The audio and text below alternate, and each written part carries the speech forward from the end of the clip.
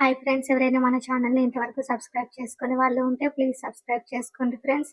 ఎవరైనా మన ఛానల్ని సపోర్ట్ చేయాలనుకుంటే మెంబర్షిప్ ద్వారా తీసుకొని సపోర్ట్ చేయండి. ఇక స్టోరీలోకి వెళ్ళిపోదాం. పక్కకు వాలిన రామ్ అవనిని తన గుండెలపైకి తీసుకున్నాడు. మౌనంగా తనలో ఒదిగిపోయిన అవని తలపై ముద్దు పెట్టాడు రామ్.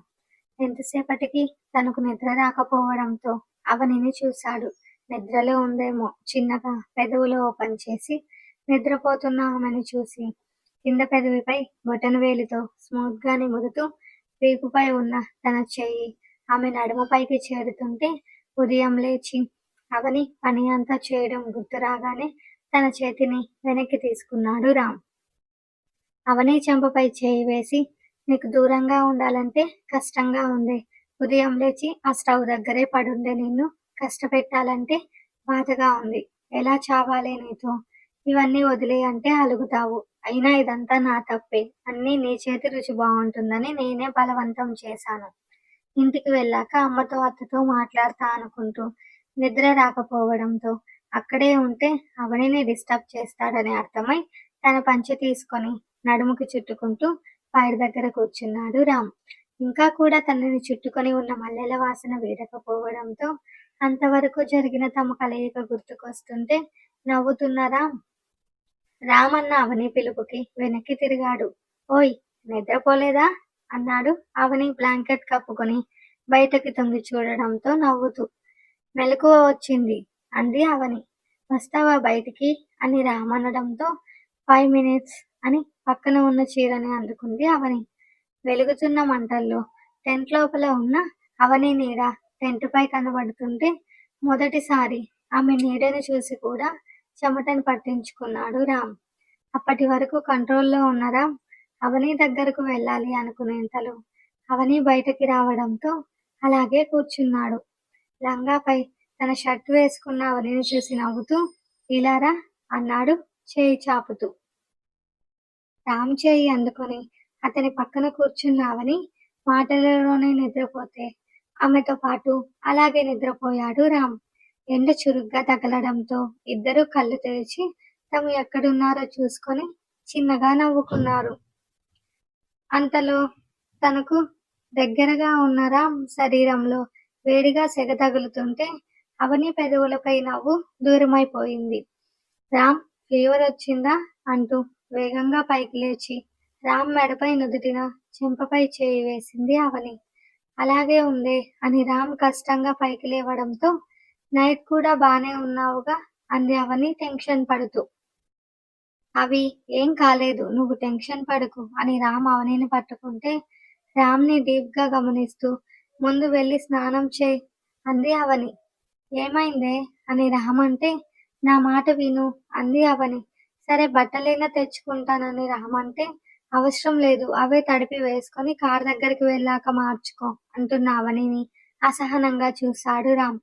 నా మాట వినురా ప్లీజ్ అని అవని రిక్వెస్ట్ చేయడంతో తన విసుగుని దాస్తూ స్నానానికి వెళ్ళాడు రామ్. అవని కూడా రామ్కి కొంచెం దూరంలోనే 5 నిమిషాలలో తన స్నానం కంప్లీట్ చేసింది. టాబ్లెట్ వేసుకుంటే తగ్గిపోతుంది అని రామ్ అంటున్నా అవని ఒప్పుకోలేదు. అవనిపై కోపం చూపించలేక తనలోనే అనొస్తూ మరో అరగంటలో ఇద్దరూ బయలుదేరగా దారి పొడవునా ఎందుకు ఇప్పుడు సడన్ గా అని రామ్ అడుగుతున్నా అవని సమాధానం ఇవ్వలేదు. అవనిపై కోపం డ్రైవింగ్ లో చూపించిన రామ్ 2 గంటల తర్వాత ఇంటి ముందు కారాపి విసుగ్గా దిగాడు. 2 రోజుల తర్వాత వస్తానన్న వాళ్ళు మరుసటి రోజు మధ్యాహ్నానికి వచ్చేయడంతో ఏమైందే అని శారదా లక్ష్మి కంగారు పడుతుంటే రామ్కి జ్వరంగా ఉందత్తా ఒకసారి చూడు అని శారదని లక్ష్మిని ఇంట్లోకి తీసుకెళ్ళింది అవని. అవి ఇది జస్ట్ ఫీవర్ మాత్రమే, నువ్వు ఓవర్ చేయకు అన్నాడు రామ్ ఇంకా తగ్గని కోపంతో. కానీ కొడుకుని పరిశీలనగా చూసిన శారద లక్ష్మి ఇక్కడంతా చూడు అని రామ్ మెడ చెంపల దగ్గరంతా వాచినట్లు ఉన్న ప్లేసును చూపిస్తూ లక్ష్మిని చూసింది శారద. అమ్మ తల్లి పోసింది శారద అని లక్ష్మి చెంపలు వేసుకోవడంతో అవని శారద కూడా చెంపలు వేసుకున్నారు. చికెన్ పాక్స్ అని రామ్ తనలో తనే అనుకుంటూ అవనిని చూశాడు. ఆమె మొహం చూడగానే రామ్ మనసులో చెప్పలేని బాధ. ఉదయం రామ్‌ని చూసినప్పుడు తనకి కూడా ఇలాగే అనిపించడంతో లేట్ చేయకుండా ఇంటికి తీసుకొచ్చేసింది. "ఇంకా బొమ్మలా ఉన్నావేంటి? వాడికి కాటన్ బట్టలు తెచ్చివ్వు. అలాగే ముందు స్నానం చెయ్యి. కింద పరచడానికి కూడా తెల్లటి పంచె తీసుకురా" అని శారద గట్టిగా చెప్పడంతో పైన ఉన్న రూమ్‌కి వెళ్ళింది అవని. లక్ష్మి ఇల్లంతా క్లీన్ చేయడంతో శరత్‌కి చెప్పి వేపాకు తెప్పించింది శారద. 10 నిమిషాలలో అవని తలస్నానం చేసి వచ్చి రామ్‌కి బట్టలు ఇచ్చి, లక్ష్మి చెప్పడంతో హాల్లోనే ఒక సైడ్ ఆ క్లాత్‌ని పరిచింది. శరత్ తెచ్చిన వేపాకుని ఆ క్లాత్‌పై వేసింది అవని. రామ్‌ని ఇకపై అక్కడే ఉండమని శారద చెప్పడంతో ఉదయం లేచి వాళ్ళు ఏం తినలేదని గుర్తొచ్చిన అవని రామ్‌కి మజ్జిగ ఇచ్చింది. నీళ్లు కారుతున్న తడి జుట్టు చివరన ముడివేసి, "నేను గుడికి వెళ్ళేసి వస్తాను" అంది రామ్‌ని చూస్తూ అవని. రామ్ సరే అని కళ్ళార్పడంతో ఆ క్షణం నుంచి కాళ్ళకి చెప్పులు కూడా వేసుకోవడం మానేసింది. రామ్‌కి హై ఫీవర్ రావడంతో టాబ్లెట్స్ ఇచ్చింది అవని. కానీ ఏమాత్రం జ్వరం తగ్గకపోవడంతో అవనిలో భయం పట్టుకుంది. వద్దంటే పెళ్ళై పట్టుమని వారం కాలేదు అంత దూరం వెళ్లారు అని శారద తిడుతూనే కొడుకు కోసం దిగులు పెట్టుకుంది. గొంతు నొప్పిగా ఉందని సరిగ్గా తినకుండా నీరసించిపోయిన రామ్‌ని చూసి అవని మరింత కృంగిపోయింది. బిజినెస్ అమ్మ అత్తకి అప్పజెప్పి తను పూర్తిగా రామ్ దగ్గరే ఉండిపోయింది అవని. రామ్ పరిస్థితి చూసి వస్తున్న ఏడుపుని మొండిగా ఆపుకుంటూ ఆ అమ్మవారికి నమస్కరించుకొని రోజుకి ఓ పూట మాత్రమే నేలపై భోజనం చేసేది. రామ్‌కి పెడుతున్న ఆ పెరుగన్నమే తను తింటూ రాత్రిళ్ళు రామ్‌కి కొంచెం దూరంలో కటిక నేలపై నిద్రపోయేది అవని. శారద, లక్ష్మి కూడా హాల్లోనే పనుకున్నారు అవనికి తోడుగా. బిజినెస్ ఏదైనా అన్నీ గడప బయట ఈ టైంలో ఇంట్లో నుంచి ఏం చేయకూడదని శారద గట్టిగా చెప్పడంతో చేసినవన్నీ ప్యాక్ చేసి అడ్రస్లు కరెక్ట్‌గా రాసి ఒకటికి 2 సార్లు చెక్ చేసుకొని శరత్ నారాయణకి కొరియర్ చేయమని చెప్పి చీకటి పడ్డాక స్నానం చేసి గుడికి వెళ్ళి తీర్థం రామ్‌కి ఇచ్చి కుంకుమ పెట్టడం అవనికి దినచర్యగా మారింది. 2 రోజులకే రామ్ మొహం నీరసంతో పీక్కుపోవడంతో ఫ్రూట్స్ జ్యూస్ చేసిస్తూ బలవంతంగా తాగిచ్చేది అవని. ఎవరి అవసరం లేనట్టు రామ్ ప్రతి పని తనే దగ్గరుండి చూసుకుంటున్న అవనిని చూసి శారద, శరత్‌లకి సంతోషంగా ఉన్నా ఇప్పుడు రామ్ ఉన్న సిట్యుయేషన్‌లో ఆ సంతోషాన్ని బయట పెట్టలేకపోయారు. రామ్ 2-3 రోజులుగా ఫీవర్ అలాగే ఉంది. యాంటీబయాటిక్ చెప్పు తీసుకొస్తా అంది అవని బాధగా. తన కోసం అవని బాధపడుతుందని అర్థమై సరే అన్నాడు రామ్. యాంటీబయాటిక్స్ యూజ్ చేయడం వల్ల రామ్‌లో మెల్లగా నీరసంతో పాటు ఆకలి మొదలవడంతో అవని అని పిలిచాడు. ఏంటి రామ్ అంది అవని నిద్ర పట్టక మేల్కొనే ఉండడంతో.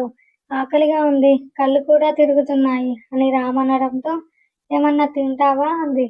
హా కానీ ఆ ఉప్పులేని పెరుగన్నం మాత్రం వద్దే అని రామ్ అనడంతో అతని మొహం చూసి అప్పటికప్పుడు 2 దోసెలు వేసి కారం తగలకూడదు రామ్ అని చక్కెర వేసిచ్చింది అవని.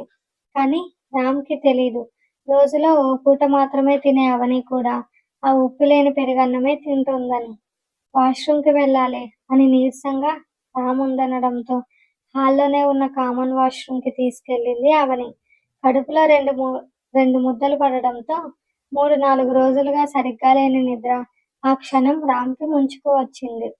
వారం రోజులకి రామ్ నార్మల్ అయితే మరో 2 రోజుల వరకు రామ్‌ని బయట రావడానికి ఒప్పుకోలేదు శారద. 2 రోజుల తర్వాత రామ్‌తో పాటు అందరూ అమ్మవారి గుడికి వెళ్ళి దర్శనం చేసుకొని ఇంటికి వెళ్లారు. రామ్ కొంచెం బాగుండడంతో అవని కూడా కొంచెం తేరుకొని మళ్ళీ తన పనిలో పడితే తన 9 రోజుల దీక్ష ఆ రోజుటి వరకు ఉండడంతో ఆ రాత్రి ఏం తినకుండానే నేలపై పనుకుంది అవని.